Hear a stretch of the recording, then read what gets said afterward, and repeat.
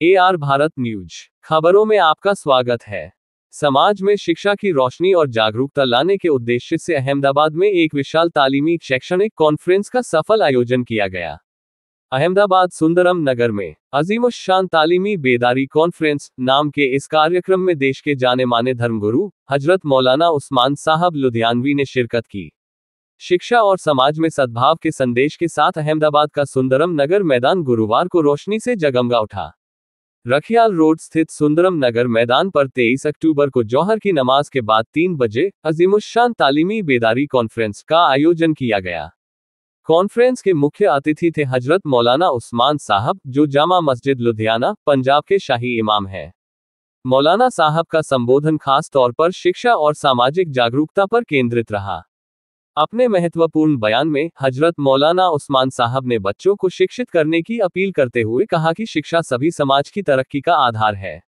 बच्चों को पढ़ाओ, किसी भी धर्म या जाति का हो। इस्लाम हमें यही सिखाता है कि इंसानियत में कोई छोटा या बड़ा नहीं होता। कॉन्फ्रेंस की सदारत हजरत मौलाना गुलाम सैयद अशफी साहब किबला ने की। इस मौके पर मौलाना हबीब, मौलाना रिजवान तारापुरी, मौलाना महबूब साहब समेत कई जानी मानी हस्तियां मौजूद रहीं, जिन्होंने सामाजिक बुराइयों को खत्म करने और आपसी भाईचारा बढ़ाने पर जोर दिया। कार्यक्रम के मेजबान और आयोजक अमजद जुनेद खान पठान ने सफल आयोजन के लिए सबका शुक्रिया अदा किया। Amjad Khan Pathan chairman Ahmedabad education welfare trust और पूर्व पार्षद अहमदाबाद म्यूनिसिपल कॉरपोरेशन भी हैं।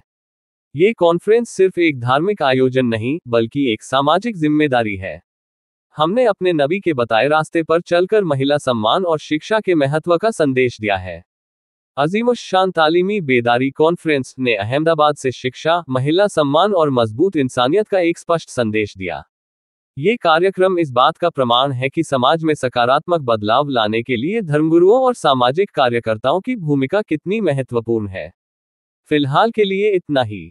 आप देखते रहिए AR Bharat news. Latest news देखने के लिए हमारी चैनल AR भारत न्यूज को सब्सक्राइब करें। खबर, विज्ञापन एवं इंटरव्यू के लिए व्हाट्सएप मैसेज करें। रिपोर्टर सैयद कमालुद्दीन के साथ AR भारत न्यूज की रिपोर्ट अहमदाबाद। बड़ा मेहरबान और निहायत ही रहम करने वाला गुजरात का ये जो हमने 2 दिन का आज सफर मुकम्मल किया है, तो इन 2 दिनों के सफर का मकसद यही था कि जो हमारी कौम है वो तालीमी तौर पर और आगे आनी चाहिए और तालीमी इदारे कायम करनी चाहिए। कल हम लोग आलमपुर डिस्ट्रिक्ट में मशाइख फाउंडेशन के यहाँ थे, जहाँ पर मशाइख स्कूल, मशाइख कॉलेज, मशाइख मेडिकल कॉलेज की स्थापना जो है वो की जा रही है।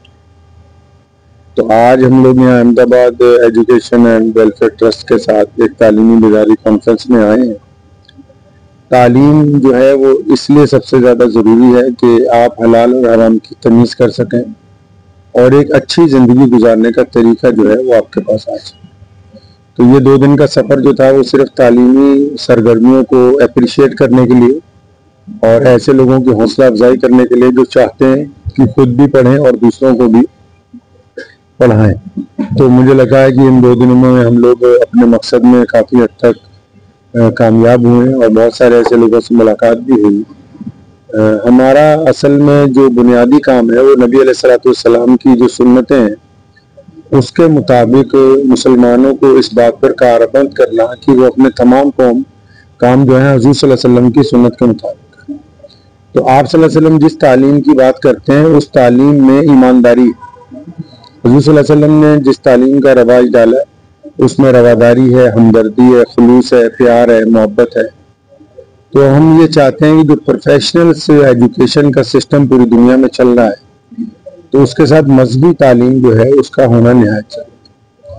आप देख रहे हैं कि पूरे मुल्क में भी बाहर भी ओल्ड होम का एक सिलसिला जो है वो चल रहा है।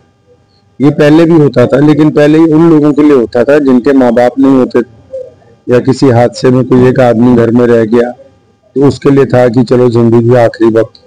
लेकिन आजकल हम लोग देखते हैं कि अच्छे पढ़े लिखे जो परिवार हैं उनमें भी जो लोग ज़ईफ हो जाते हैं तो उनको लोग ओल्ड होम तक पहुंचाते हैं। तो इसमें 2 बातें कि जो अंग्रेजों ने हमें तालीम का निज़ाम किया है वो प्रोफेशनल है और दीन ने जो हमें तालीम का निज़ाम दिया है वो सामाजिक है। अब दोनों तालीमों में फ़र्क यह है कि प्रोफेशनल तालीम में आपको ये बताया जा रहा है कि आप ये कोर्स करेंगे तो इतने लाख रुपए का पैकेज मिलेगा, ये करेंगे तो इतने लाख का। लेकिन उस तालीम में ना माँ बाप की इताअत है, ना हमदर्दी है, ना बड़ों का प्यार है, ना छोटों के साथ मोहब्बत है, ना ही अपने साथी के साथ वफादारी।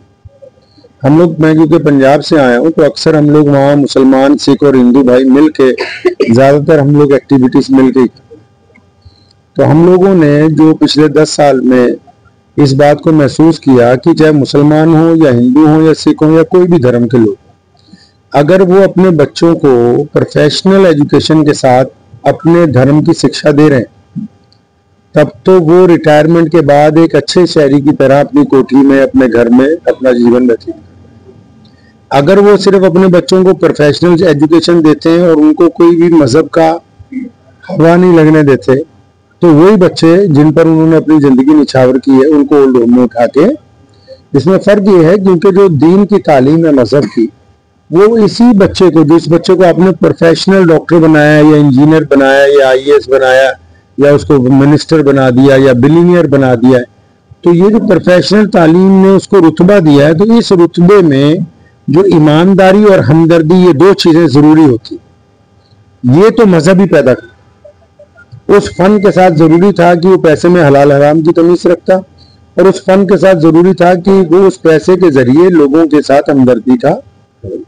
आप भी, मैं सबको कहना चाहूंगा इस इलाके में जितने भी लोग हैं, चाहे वो किसी भी मजहब से ताल्लुक रखते हैं, आप अगर चाहते हैं कि आपकी आने वाली जिंदगी अच्छी हो तो अपने बच्चों को धर्म की शिक्षा साथ में दीजिए। और ये जो धर्म होता है ये जोड़ने के लिए है, तोड़ने के लिए नहीं। एक बहुत मशहूर फिक्र है, नीम हकीम खतरा है जान, नीम मुल्ला खतरा है ईमान।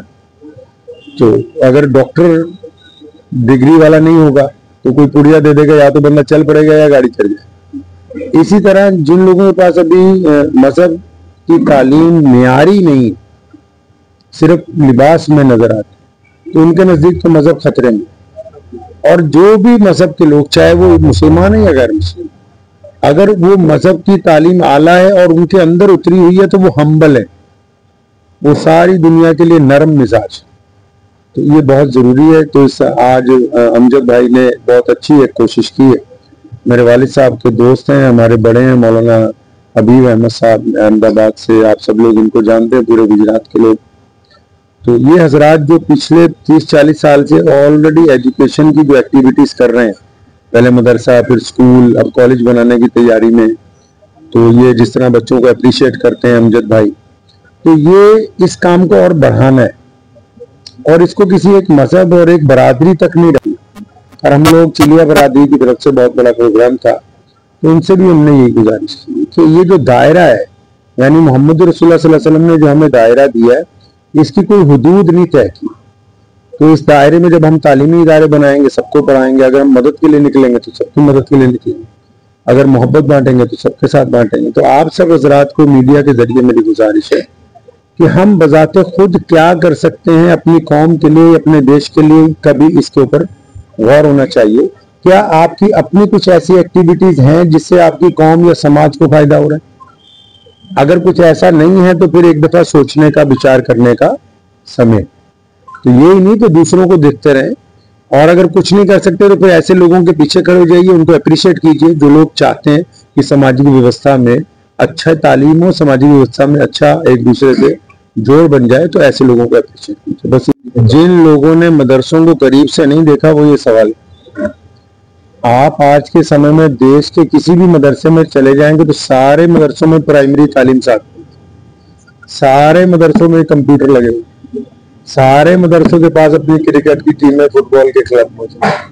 तो जिन लोगों ने मदरसों को दूर से देखा है तो उनको शायद ऐसा लगता है, लेकिन मैं अब तक पूरे मुल्क में गया हूँ तो कोई ऐसा मदरसा नहीं है माशाल्लाह जो 10 तक या +2 तक साथ में नहीं पढ़ा रहा।